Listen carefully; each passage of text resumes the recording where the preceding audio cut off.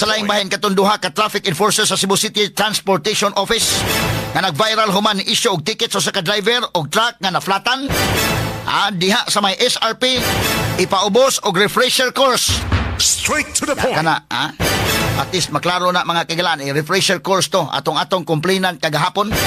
Gitag ta mga higala sa Facebook o atong na take up mga kagalaan nga naflatan in town siya diha sa SRP. Unya kay naflatan siya ni padaplin gyud siya, ni saka na sa gutter, di nagyod makahamper sa traffic, wa na bisag gamay, di gyud affected ang traffic.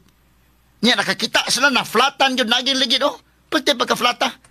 Grabe hato nga mga traffic enforcers, mga sukid di paminaw So ato tong gitagag pagtagad mahigala og ang kinini ang CCTO gumikan sa atong issues DYHP ingon day kay nga dili na lang pabayron. Kana may sakto.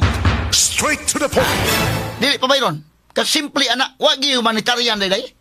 Pagtanaw ninyo dito nganong naamang ka nganong parking man ka, nasa na flatan sir. Hamay isuhan pa gini mog ticket at tiwasan pa gini mog isog ticket.